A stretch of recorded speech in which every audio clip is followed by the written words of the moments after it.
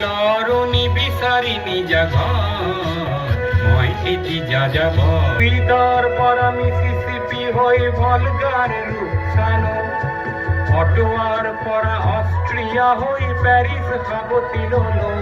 মই ইলোরার পরা পুরনি রহন শিকাগোলে কহিয়ালো গালিবর শের দুসম্বের মিনারত পুনা পানো মার্ক টুইনর সমাধিত বহি গড়কির কথা কলো বারে বারে দেখো বাতৰ মানুহ আপোন হইছে পৰ হে মই যাযাবৰ হে মই যাযাবৰ ধৰাৰ দিঙে দিপাঙে লৰ নিবিচাৰি নিজা ঘৰ হে মই যাযাবৰ মই এটি যাযাবৰ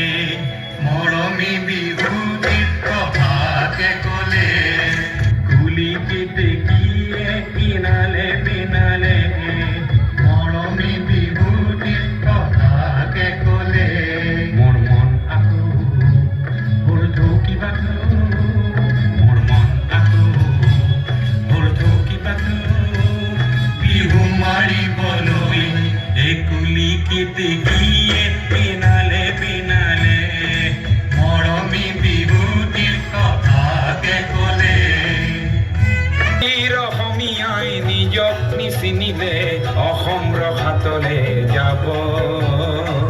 আমি অসমীয়া নহওঁ দুখীয়া বুলি সান্তনা লোভিলে নহ'ব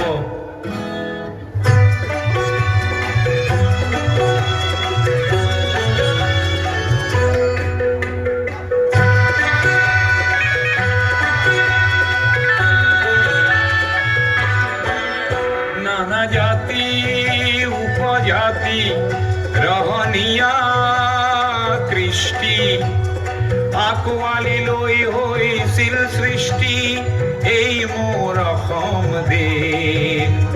বিভেদ পৰিহৰি নিজ হাতে শ্ৰম কৰি দেশক নগঢ়িলে এই দেশ হ'ব নিশেষ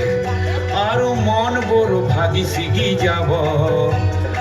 আজিৰ অসমীয়াই নিজক নবচালে অসমতে মগনীয়া হ'ব আমি অসমীয়া নহওঁ দুখীয়া বুলি সান্তনা লোভিলে নহ'ব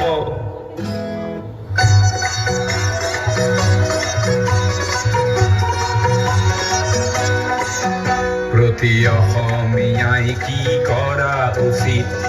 উপদেশ দিবলৈ নাই লাচিত ডাঙৰ নহয় দেশতকৈও মোৰ দুৰ্বল চিতিয়া মোমাইবোৰ বোলা হেংদানধাৰী লাচিত নেথাকিলেও আগুৱাই যাবই লাগিব নহ'লে অসমীয়াই অসমৰ মাটিতে নিজেই ভগনীয়া হ'ব আমি অসমীয়া নহওঁ দুখীয়া বুলি সান্তনা লোভিলে নহ'ব তেওঁৰ সুৰ পৰা গংগালৈ গংগাৰ পৰা প্ৰশান্ত সাগৰৰ বুকুত ধাবিত হ'ল তেওঁ লিখিলে